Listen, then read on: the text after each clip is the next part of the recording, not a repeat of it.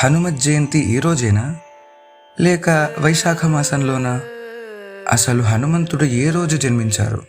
ఉత్తరాది వారు ఈరోజు హనుమత్ జయంతి జరుపుకుంటే మనం ఎందుకని వైశాఖ మాసంలో జరుపుకుంటాం?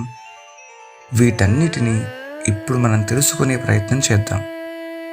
మన సనాతన ధర్మంలో ప్రాంతాన్ని బట్టి ఆచారాలు మారవచ్చు, కానీ భక్తి ఒక్కటే.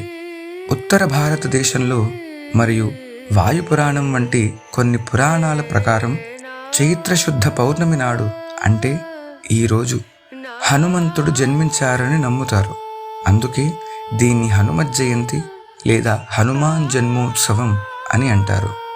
కానీ మన తెలుగు రాష్ట్రాల్లో ఈ ప్రసిద్ధ శ్లోకం హనుమత్ జయంతికి ప్రమాణంగా నిలుస్తుంది.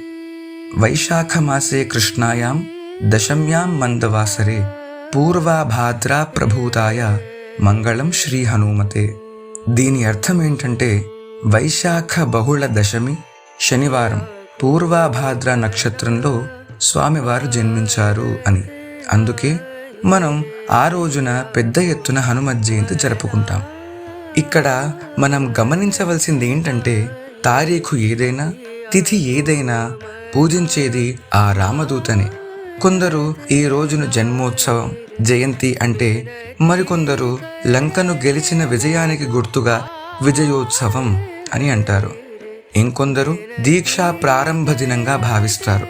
అంటే ఈ రోజుతో హనుమత్ దీక్ష ప్రారంభం చేసి వైశాఖ బహుళ దశమి నాటికి, అంటే 41 రోజుల దీక్ష చేసి విరమిస్తారు హనుమద్ భక్తులు. కాబట్టి హిందువులుగా మనం విడిపోవడానికి కాదు, ఈ తిథులన్నీ హనుమంతుడి వైభవాన్ని చాటి చెప్పడానికే.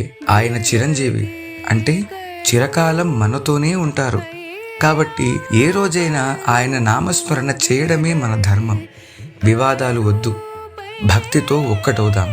ఎలాగైతే శ్రీరామ కార్యానికి వానర సైన్యం అంతా ఒక్కటై ఉడతతో సహా వారి శక్తి కొద్దీ భక్తి ప్రపత్తులతో కృషి చేసి రామసేతు నిర్మించారో, అలాగే మనం కూడా హనుమత్ జయంతి ఉత్సవంలో మనవంతు సేవ చేసి ఆ స్వామివారి కృపకు పాత్రులమవుదాం.